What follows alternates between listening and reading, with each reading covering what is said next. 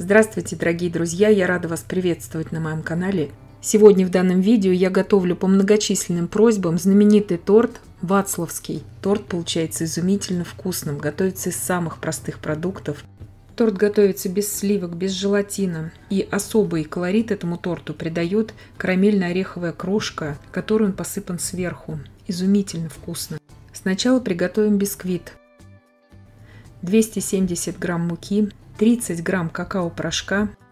Я перемешиваю и отставляю в сторону. Разрыхлитель в этом торте нам не потребуется, это классический шоколадный бисквит. 10 яиц. Я разделяю на желтки и белки. Здесь у меня яйца я беру комнатной температуры, весом каждое яйцо примерно по 50 грамм без скорлупы. То есть среднего размера нужно брать яйца. Аккуратно отделяем, чтобы желтки не попали в белки, особенно если вы будете взбивать, как я, ручным миксером, это важно. Желтки пока отставим в сторону, а тем временем будем взбивать белки. 10 белков. Щепотка соли, 16 грамм ванильного сахара. Я взбиваю сейчас до состояния такой пивной пены. И когда масса вот такая уже пышная получилась, я ввожу туда порциями 350 грамм сахара. И взбивать я это буду примерно 3-4 минуты. Здесь больше взбивать не нужно, потому что быстро очень взобьется эта масса. Даже таким маломощным ручным миксером, как у меня, 300 Вт. Сейчас, когда взбита вся белковая смесь, я туда поочередно ввожу все желтки и просто прорабатываю это миксером. Здесь я делаю это очень упрощенным способом, показываю вам, потому что бисквит шоколадный, все равно масса слегка осядет, это не как ванильный бисквит, поэтому я здесь немножко упрощаю весь этот процесс. Когда я ввела все желтки в массу, я еще очень хорошо пару минут прорабатываю все это миксером.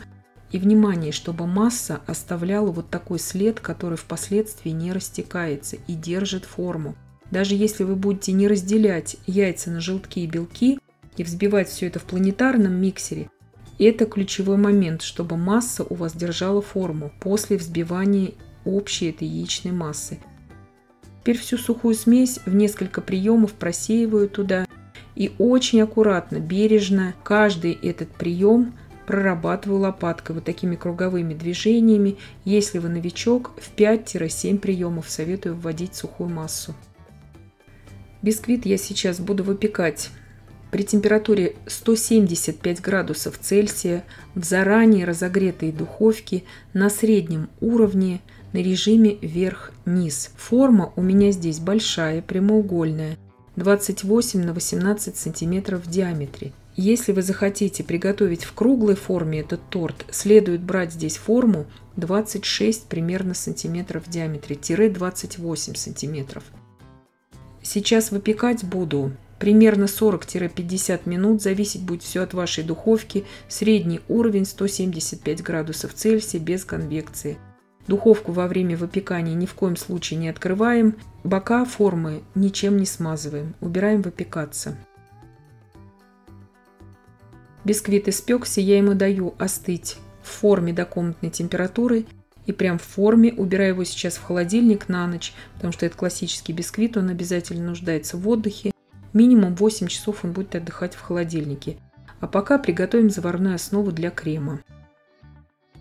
750 мл молока отправляю на плиту, довожу до кипения. 200 грамм сахара, 16 грамм ванильного сахара, 70 грамм кукурузного крахмала. Все это просто перемешиваю.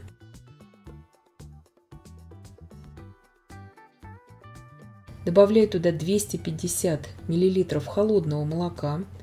Все это перемешиваю до однородности, чтобы не было комочков. И иду уваривать всю эту смесь на плиту. Готовлю сейчас крем-дипломат, который будет у нас готовиться без содержания яиц в нем. Вливаю тонкой струйкой сейчас при непрерывном помешивании в кастрюле с толстым дном варю. Всю эту смесь в горячее уже молоко вливаю. Когда вот пойдут первые признаки кипения, вот такие пузыри, провариваю еще примерно 30 секунд и снимаю всю эту смесь с огня. Итак, смесь готова. Я снимаю ее с плиты и сразу же переливаю в ту емкость, в которой она у меня будет остывать до комнатной температуры. Ни в коем случае не до холодного состояния. Комнатная температура, причем такая теплая. 25-27 градусов Цельсия. Накрываю пищевой пленкой в контакт, чтобы не заветривалось. Итак, бисквит у меня отлежался ночь в холодильнике. Я его вырезаю сейчас аккуратно из формы. Шапочка нам здесь не потребуется. Ее, естественно, можно использовать для пирожного картошка, для кейк-попсов эту шапочку или для обсыпки других тортов и десертов. Сейчас нарезаю на 3 равных коржа. Коржи здесь я не советую делать очень тонкими, потому что бисквит классический. Он от крема и от другой массы торта, который будет на него давить, он, естественно, продавливается, потому что это не масляный бисквит. На это обратить внимание обязательно нужно здесь. Шапочку убираю, она нам не потребуется. Беру банку консервированной вишни, 350 грамм будет именно вес самих вишен здесь. Компот мне сейчас обязательно понадобится. Компотом буду пропитывать этот тортик. И отставляю пока в сторону, чтобы вишня очень хорошо вся стекла, потому что лишняя влага нам в креме не нужна будет. 500 грамм размягченного сливочного масла я здесь беру и несколько капель ромового ароматизатора. Я по обыкновению делаю безалкогольную версию этого торта. Вы же вместо ароматизатора можете добавить пару столовых ложек коньяка. Взбиваю масло сейчас до пышности, несколько минут до побеления. И примерно вот так по 2 столовых ложки я добавляю остывшую до комнатной температуры всю заварную основу туда. И прорабатываю это достаточно быстрым миксером, потому что чем дольше мы взбиваем заварную основу, проваренную с крахмалом, тем более жидким может становиться крем. Если здесь соблюдать температурный режим, чтобы и масло, и заварная основа были примерно 25-27 градусов Цельсия, крем получается изумительно вкусным. По количеству крема я сейчас расскажу дальше. На 3 части делю и буду использовать для торта. Вот этот компот, который у меня остался после вишни, я переливаю его в кружку и пропитываю им коржи. Сейчас по каждой порции крема я выкладываю на торт. Здесь внимание, я люблю вот такие торты с таким хорошим количеством крема, поэтому я использую здесь, можно сказать, двойную порцию именно заварной основы. Масло идет именно вот так в пропорции 500 грамм. И если вы захотите малое количество крема, как в классическом этом торте, вам следует брать заварной основы в 2 раза меньше, но не масло. Масло остается также 500 грамм. И тогда заварной основы мы берем из расчета порции на 500 мл молока. Я все это напишу в описании, и тогда более стабильно будет держаться у нас карамельная крошка на нем. В холодильнике эта крошка вот с таким количеством заварной основы тоже не размокает. Но если вам нужно для транспортировки, нужно брать тогда классический вариант. Я все вам напишу это в описании под данным видео. И сейчас убираю часа на 4 в холодильник этот тортик. И приготовлю карамель. Итак, для карамельного слоя я беру 300 грамм сахара, 60 мл воды. Все это вот так распределяю аккуратно, чтобы вода полностью покрыла сахар. На среднем огне довожу до кипения. Когда закипела масса, добавляю туда примерно 1 столовую ложку лимонного сока, чтобы потом карамель не засахаривалась. Все это очень аккуратно сейчас перемешиваю вот так с боков к центру, когда начала золотиться у меня серединка этой массы. Когда масса достигла цвета вот такого очень нежного майского меда, я добавляю туда орехи. 150 грамм измельченных орехов. Здесь у меня смесь фундука и миндаля.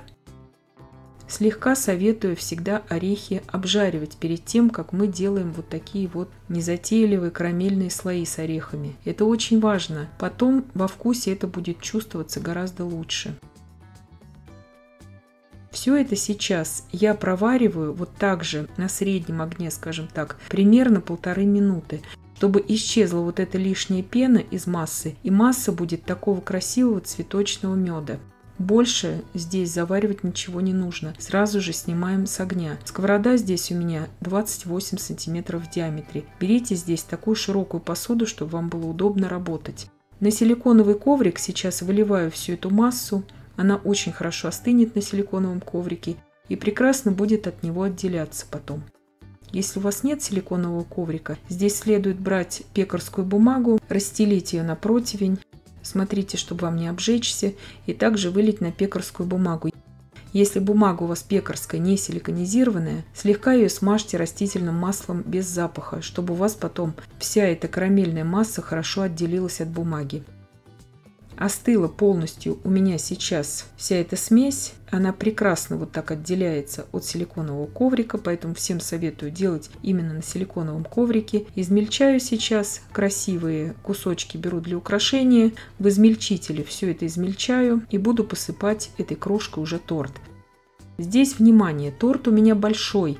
Если вы захотите приготовить небольшой тортик 20 см в диаметре, круглый, всех ингредиентов следует брать вдвое меньше. Я напишу вам это все в описании к данному видео. Вот такая прекрасная крошка у меня получилась. В 2 приема я здесь ее измельчала, потому что для моего измельчителя эта масса большая. Торт достал из холодильника, посыпаю крошкой. Весь тортик. Я советую крошки здесь именно сверху посыпать как можно больше. И тогда каждый кусочек у вас будет с хорошим, обильным таким слоем вот этой карамельной крошки. Вот как я люблю. Потому что вацлавский торт, он в принципе и уникален тем, что мы используем вот эту карамельно-ореховую крошку. Вот такой тортик у нас получился. Также обратите внимание, что если вы захотите приготовить его по классическому рецепту с небольшим количеством крема, и чтобы этот крем очень хорошо держал форму, и чтобы он потом не давал таять крошки, в принципе и в этих пропорциях крошка в холодильнике не тает, но если вы захотите перевозить этот торт, следует брать все-таки классическую пропорцию. Я вам напишу ее в описании. Это все очень легко и просто. В 2 раза меньше просто брать продуктов нужно на заварную основу. Торт получается незабываемо вкусный. И начинка у него очень сочная, очень нежный тортик. Но вот этот карамельно-ореховый слой, это просто изюминка этого торта. Очень советую всем попробовать приготовить. И я надеюсь, что видео было полезным и познавательным. Подписывайтесь на мой канал, ставьте лайки, пишите комментарии. Я всем желаю больших успехов и до встречи в новых видео.